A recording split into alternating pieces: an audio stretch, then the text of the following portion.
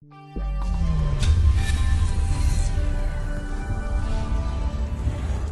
in our next section then, we're going to look at some basic examples of redistribution, and we're going to look at redistribution working correctly first and just see how the router is actually advertising the prefixes from one domain to another. And then we'll come back later with the case studies and look at what are the problem cases in redistribution, what are the particular reasons why we have issues, and then ultimately why or how that we can ultimately solve it. So we'll look at first IGP redistribution examples, and then we'll take a look at BGP a little bit as well. Now the first one we have is RIP, which has a problem in routing information protocol. We know it's one of the most basic protocols out there.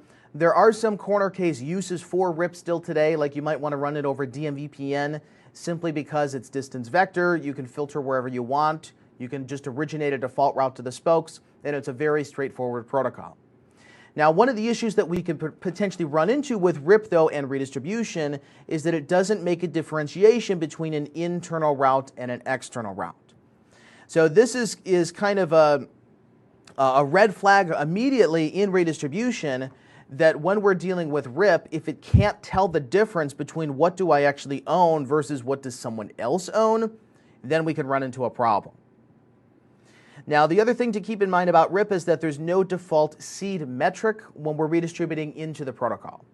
So if you're redistributing eIGRP into RIP, you need to manually set the metric either at the time of redistribution, or you can set the default metric under the process.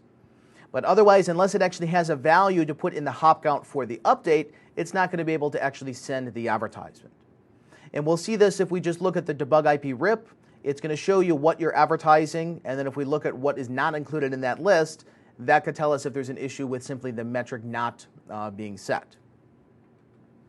Now, the actual value that we choose for the metric we'll see is significant because there's a number of different implications about if the metric is too high or if the metric is too low, then we might make the wrong decision. Now, the next case is going to be eIGRP. We're going to see that eIGRP is probably going to perform the best or behave the best out of most of the IGPs because it does automatically distinguish between an internal and external route. So for internal routes, it takes a distance of 90. For external routes, it takes a distance of 170. So it means if you have internal eIGRP versus internal OSPF versus external eIGRP, you would choose internal eIGRP, then OSPF, then the external eIGRP, which we'll see in some cases could automatically prevent the loop to begin with. Now, like RIP, eIGRP does not have a default seed metric unless we're redistributing between two eIGRP processes directly. So if I have AS100 and AS200 in eIGRP and I'm doing redistribution, then it will automatically convert the vectors of the actual individual routes, or if we do connected redistribution into eIGRP. So a connected route would already have a bandwidth, or a connected interface, I should say, would already have a bandwidth associated with it. It would already have a delay. It would have reliability. It would have a loading value. So those directly get transferred into the individual vector attributes for eIGRP. But in the case that we're going eIGRP, OSPF into eIGRP, then we have to set the metric. And again, just like RIP, you could do it both ways. You could either set it individually when you're doing it, when you're doing the individual protocol redistribution. You could do it with the default metric, or we could set it on an individual route. So we'll see a lot of the tools of redistribution are going to come in with the route map, where route map is used to select a condition and then say what is the result that we want to do if the match is true. So if the prefix is 1234/32, then set the metric to 1234 or whatever we want. So not only can you do this globally for the process and globally for the routes, you can also do it individually for the routes. Now in eIGRP, when we're talking about redistribution, there's a key field that we haven't yet really talked about up to this point that eIGRP uses for loop prevention, which is the router ID. Now in previous releases, eIGRP only used the router ID for external routes.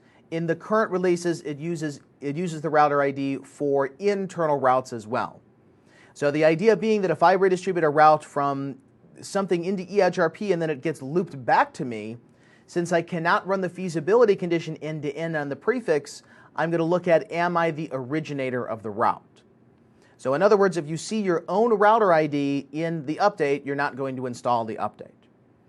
Now, we'll see one of the potential issues that you could have with EdgeRP with this is that if for some reason the routers have duplicate identifiers, then they would not be able to install routes from each other. So, for example, if we were to look at our current case, where right now we have essentially, and let me open up my diagram here. We have OSPF and EdgeRP pre-configured right now, but I don't yet have any redistribution. So let's look at a very basic case of this. Let's go to router 1. And on router 1, let's look at what does the current routing domain look like. So it should be installing some OSPF routes and some EdgeRP routes. Actually, I have the blank configuration right now. Real quick, while we're on this subject, I want to show you guys, if you want to load the configs, a real quick way to do it, and then a quick way to switch back and forth between the actual initial configs. So right now, as I have it, the current situation, basically the routers don't have any config other than just their host name. So once you get onto the box and it has a blank config, what I would recommend to do is this, is to say copy run to flash and make a blank config. This is the one that we're going to roll back to later if we want to change between the configs. Okay, you can see it says I already have this because I had it pre-written there, but this is how I'm going to be able to quickly switch between the initial configs.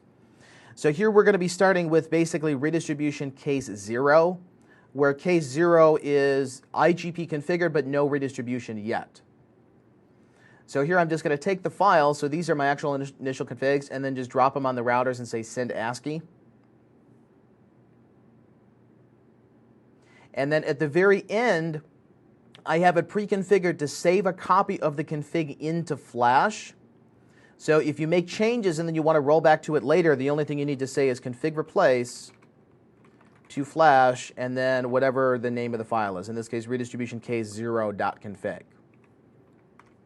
So let me go ahead and actually load these real quick. And you'll see it is a very quick process. You just need to drag and drop the files.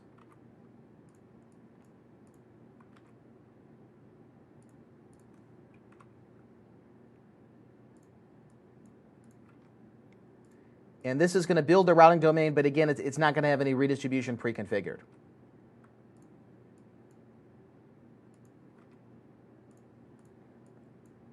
Okay, really the only thing you need to make sure of is that you choose the right file and you drop it on the right window or the right tab.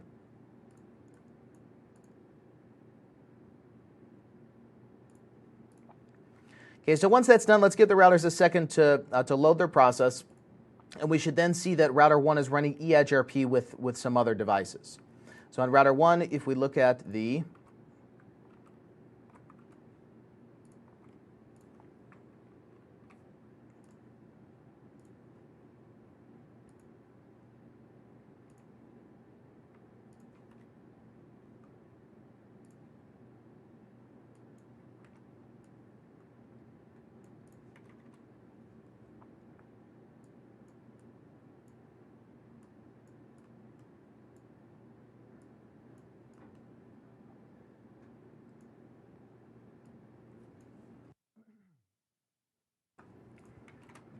let's look at the show IP route EdgeRP.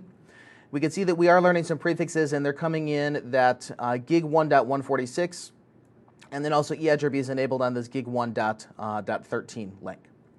So let's say, for example, that we're doing just very basic redistribution. If we look at the show IP route OSPF, we have some prefixes that are being learned from OSPF as well. So we're going to go to the EdgeRP process. If we show run section router, EdgeRP process is 100. And we're going to say redistribute OSPF 1, so the process ID, and then what are the seed metrics that we want to apply. So again, you could get these three ways. You could either set the default metric, you could set the metric specifically here, or you could call a route map that says on a per prefix basis, then we're going to set the metric value. So in this case, I'm just going to do it directly here at the protocol. We'll just say set the metric, and then whatever the values are. Let's say 100,000 kilobits per second, 10 microseconds of delay, 255 reliability, 1 for the load, and then 1500 for the MTU. Now, if we look at any of the other devices, and let's say like for example on router 6, On router 6, if we were to say now show IP route EIGRP, we should see some of these external routes. So notice here in the routing table they're denoted separately, where the internal routes are D, and the internal routes have a distance of 90.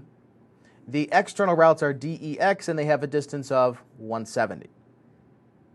But if we look at the specific route in the topology database, if we were to say show IP EIGRP topology for 155.180/24, notice here that it says the route is external, and specifically the originating router is 150.1.1.1.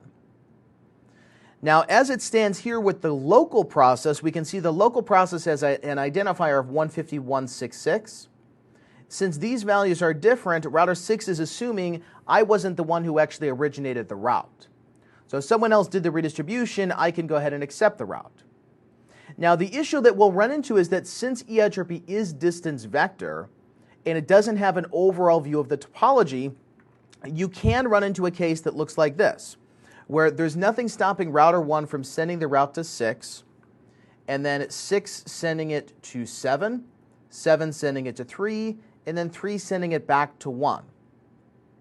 Now, when 1 receives the advertisement back in, we need to make sure that it doesn't actually route that direction, because that would be an infinite loop of the data plane. So there's a built-in mechanism again here that looks at the router ID, and it says that if my router ID is present in the update, then I'm simply not going to install the route. So we could see this, for example, if we were to go to router 6 and set our router ID equal to be 1s, it means that we should no longer be able to install this particular prefix. So under router EIGRP 100, I believe it was, let's say do show run section EIGRP. Router EIGRP 100, we'll say that the EIGRP router ID is 150.1.1.1. And we now look at that particular route. Once EIGRP reconverges, and I may need to clear the process. Let's say clear IP EIGRP neighbors.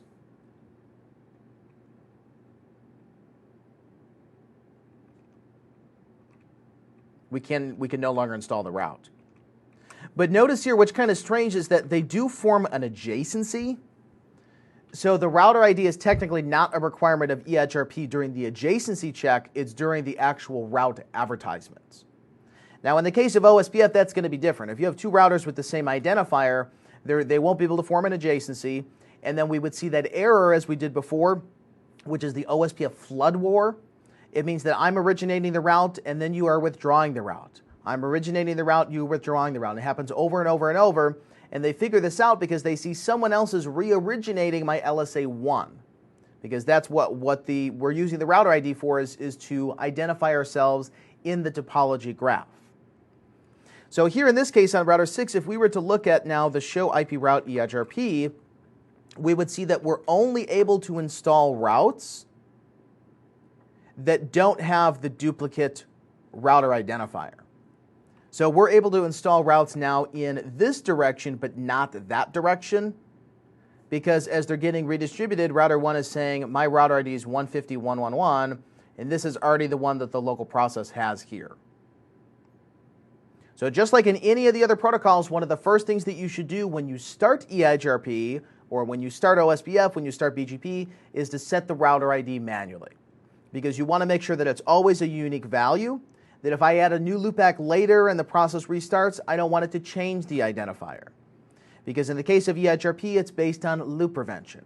In the case of OSPF, it's your node ID in the graph, and it also affects other things like virtual links or sham links. So you want to make sure that this is always a static value that's not changing. So on router 6, let's go back to EIGRP. Let's say no EIGRP router ID. We'll clear our neighbors.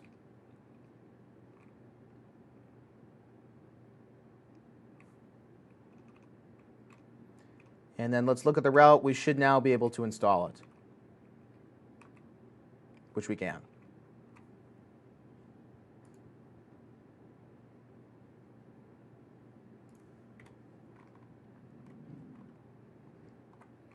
So again, this is the default case with EIGRP, which is one of the reasons that it behaves very well with redistribution.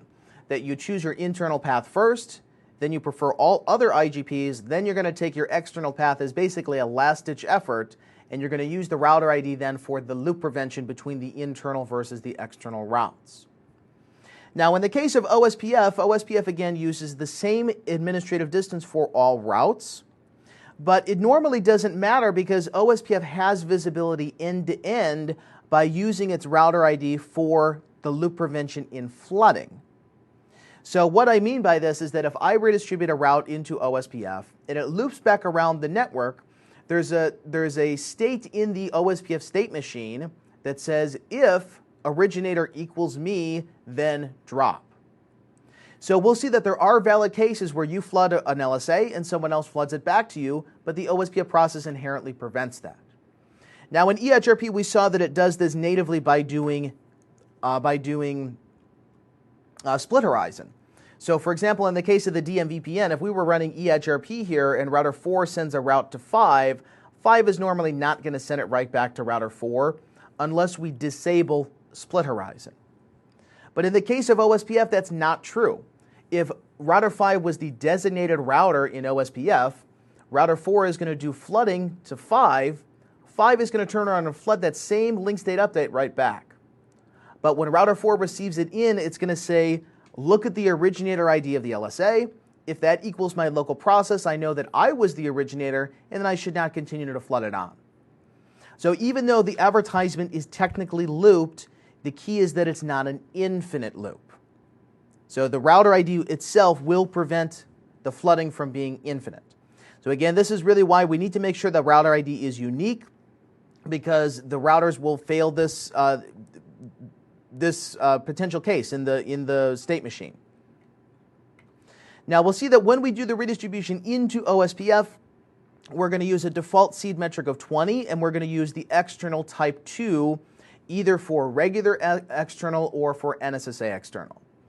Now in today's sections with redistribution, we're really not going to get too much into the details of OSPF E1 versus E2 or N1 versus N2, because we already spent a lot of time talking about that in the NSSA sections, and specifically how we choose one route over another. The only thing we'll mainly look at is that if we do have multiple redistribution points and we want to prefer one over the other, that's the main use case of E1 versus E2 or N1 versus N2. So for example, if we were to do mutual redistribution on router 1 between OSPF and EIGRP and do the same thing on router 3, normally this is not going to cause an issue. Then if we wanted to say, I want to prefer router 3 as the exit point out of the network, we would say when we redistribute EIGRP into OSPF, set the metric type to E1, and on router 2, set the metric type to E2. Because from the path selection state machine, it says choose the external type 1 metric over the type 2, and then we would always route our traffic outbound that direction. So again, the path selection process is fixed, and you can't change this based on the metric. You cannot change it based on the distance. Now, again, we saw some of those corner case situations where normally you would prefer E1 over N1, but only if the metric was equal. Then in that case, you would look at whoever has the lower forward metric. So outside of corner cases where you are both an ABR and ASBR for an NSSA, generally it would be E1 over N1 and then E2 over N2. And the key point to remember is you need to look at what the forward metric is. So not only the one that's going into the routing table, but what is the ASBR telling you that the path is to them. So if you have two E2 routes, they both have a default seed metric of 20, you're not going to choose both of them equally unless the forward metric is equal to the ASBRs. So even though it's the same metric value, it's a little bit confusing here because there is still a difference between them when we're looking at it on the back end, and the forward metric here really is the key. So let's go ahead and do that redistribution. So right now we're doing the redistribution on router 1. We were redistributing OSPF into EIGRP, and now we're going to do it the reverse direction. We're going to go from EIGRP into OSPF. So on router 1, let's go to router EIGRP1 and simply say redistribute, actually other way around, router OSPF1. Router OSPF1, redistribute EIGRP 100 subnets. Okay, that's it. So it's going to choose the default metric of 20. These are going to be external type 2 routes, and router 1 here should be generating them as type 5 link state advertisements. So we can tell, did the redistribution locally occur if we simply look at the show IP OSPF database and see if that we are the originator of the type 5 external link states. So in other words, we learned router 3's loopback, router 6's loopback, 7 and 9. We learned these through EHRP, and we're originating routes into the OSPF process. Okay, also note here the other key field is what is the administrative tag. So the tag is 0 by default. We're going to look at cases where you might want to use this in order to prevent loops in OSPF or prevent loops in EHRP. Then in the reverse direction, if we were to look at the show IP EHRP topology, this is going to tell us, are we redistributing routes into EHRP? So we are originating the prefix 155.145.0/24. We're doing it via redistribution. And then this is the particular metric that we calculated for it. So this value, in other words, is based on the seed metric for the individual vector attribute. So what did I say the bandwidth was? What did I say the delay? And then if we're weighting the other k values, also what are the load and reliability? But by default, we're only choosing the bandwidth and the delay. So next, let's look at what's the end result of this. If we were to go to router 5 and look at its view of the routing table, I want to know what are the external OSPF routes that it's actually seeing. So on router 5, let's say, show IP route, and we see we have the external as OSPF E2s. So let's look at just that. Let's say show IP route, pipe include E2. Now from the ones that we are specifically learning, these are including router 6's loopback, router 7's loopback, and then we also see it's including those connected links of router 1. So this link here, gig 1.146, even though it doesn't show up as an EHRP route in the RIB, or again in the routing table, since it is a connected prefix that is running EHRP, we do include that into the OSPF process. Now again, if we were to manually redistribute connected and remove the prefix or deny it, then it would be filtered out. But unless you are also saying redistribute connected, you are by default choosing any of the connected links that are actually running that IGP. So the same would be true in the reverse direction. If we were to go to router 6 and we were to say show IP route pipe include DEX for external EHRP, we should find that connected link that router 1 has to the rest of the OSPF network. So that's 155.100. That's the link that they're using to connect to the DMVPN. So in other words, as it stands now, router 6 should be able to reach router 5. Now we'll see at this type of design where we only have a single point of redistribution and we're doing it mutually, we should not normally have any problems because the routing process internally will prevent the loops that in the case where router 1 takes a route in from EHRP. Okay, and let's assume even it's an external EHRP route. Let's say that router 6 has a link here that we're doing redistribute connected on. So this goes up to router 1, and router 1 says that this has an administrative distance of 170, and it's reachable via router 6. We now redistribute this into the OSPF process. Okay, we now lose visibility of the distance. It now becomes a distance of 110. And it goes out to OSPF. Now let's say that 5 and 4 have a connection, so 5 floods the LSA to 4, and let's assume that 1 and 4 have another link. Okay, so maybe they have a connected link here running OSPF. 4 is going to flood the update back to router 1. Now under normal cases, we might assume here that we're going to choose the lower distance, where we have a distance of 110 versus 170, but this loop prevention is inherent to the OSPF process already. Router 1 is saying, I am the originator of the type 7 LSA, or the type 5 LSA actually in this case, because we can see this inside the actual link state advertisement. When router 1 says show IP OSPF database for the external route 150.166, it says that the advertising router is 151.1.1, which is me. So this means that if the route goes out and then somehow comes back in, I'm always going to drop the advertisement because I'm the originator. Now the same is true for eEdgeRP. So in this type of case where there's only a single point of redistribution or a single meeting point between the two different routing domains, you don't need to do any filtering. The redistribution process and the routers internally will automatically prevent this feedback.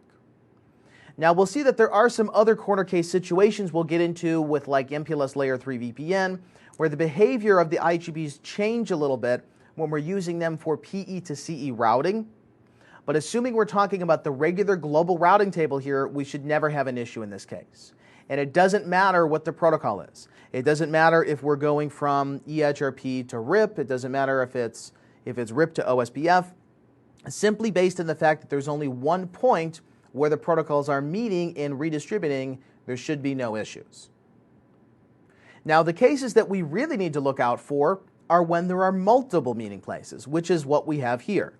So we have eEdgeRP and OSPF configured on router 1, but we also have it configured on router 3. So we need to take into account now what happens if a route goes from 3 to 1. What is going to stop router 1 from redistributing it back? Because in this type of case, router 1 is no longer the originator of the Type 5 LSA. It's router 3. So from the OSPF internal process, it says, okay, somebody else gave me the route. If I put it into the RIB, I can do the redistribution. But we'll see there's other things that we need to consider. For example, did router 1 actually put it in the RIB? Because again, remember, the redistribution happens from the routing table, not from the database. So we'll see in some cases like this, it actually depends on what is the order that the routing process loaded. So did router 3 choose to route through 1, or did it choose to route through 7? Based on that, that will control which routes router 3 will actually redistribute. Or vice versa, if router 1 prefers OSPF over eEdgeRP via router 3, then those routes would be candidate to get redistributed back into the eEdgeRP process. Now, in the case of BGP, BGP has a special tag that is going to be used for external routes, which is the origin code of incomplete. Now, we'll see that when we talk about the best path selection rules, the origin incomplete is less preferred than one that has an origin of internal, which means that you originated the route with the network statement. So if you have two equal routes, same longest match, same distance, so eBGP versus iBGP, and you get to this point in the decision process that the local preference is the same, the autonomous system path is the same, you get to the origin code and it says, okay, one was originated internally with the network statement, one was redistributed, then we would choose the one with the network statement versus the origin code of incomplete. Now, normally loop prevention is going to be taken care of automatically in BGP, either by eBGP using the autonomous system path or by iBGP using its normal advertisement rules, where iBGP says that if you give me a route and you're my internal neighbor, I cannot advertise it to another internal neighbor. Now, of course, there are exceptions to that if I'm a route reflector, or maybe we are Confederation eBGP neighbors, then that's going to change the advertisement behavior.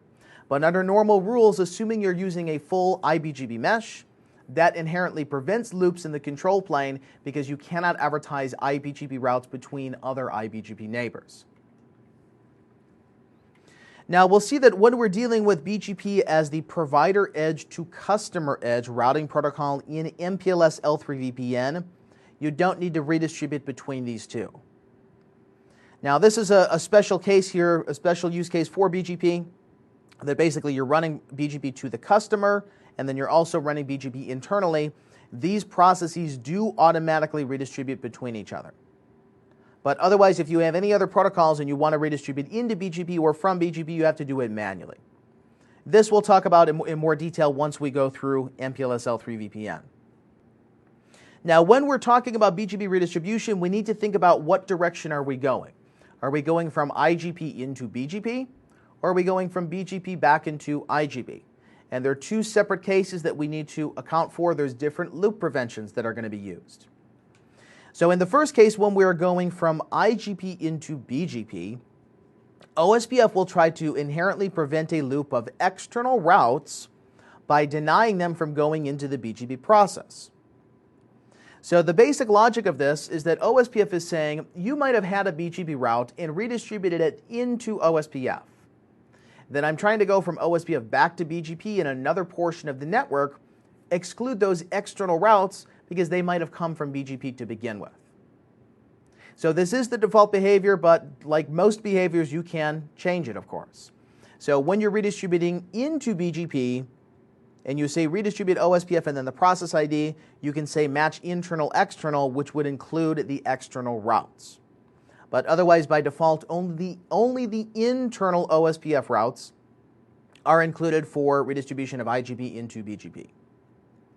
Now, in the reverse direction, when you're going from BGP to IGP, this is a very dangerous design. And the reason why is that the BGP table is so large. If you look at the global internet now, it's just about past 500,000 routes.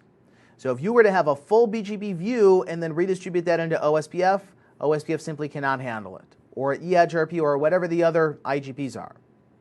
So in order to prevent this, BGP has some rules that say that iBGP routes will be denied as we go from BGP to IGP, because that would be a looped condition.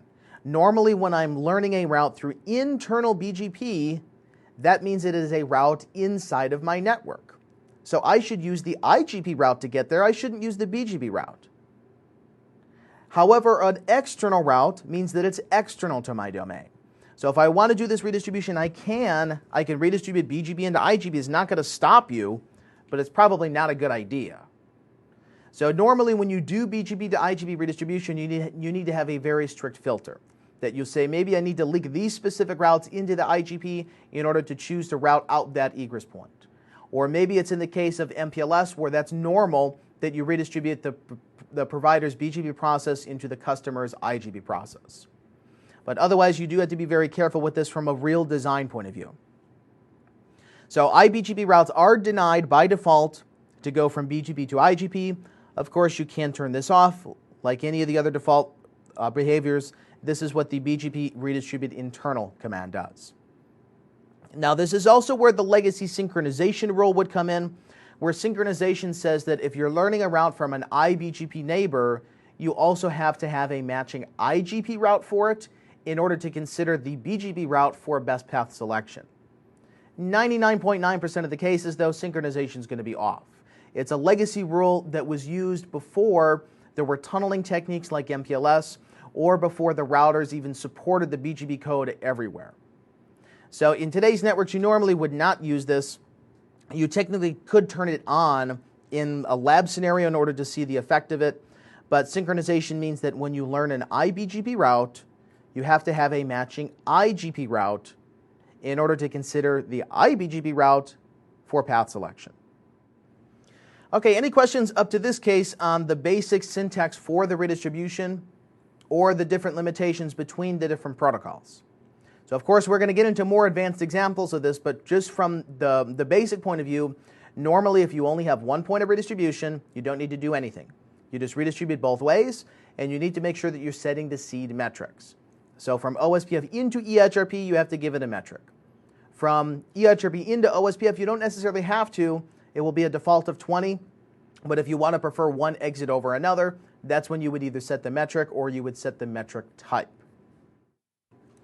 There's a question here for eEdgeRP. Does the router ID need to be routable? No, it does not.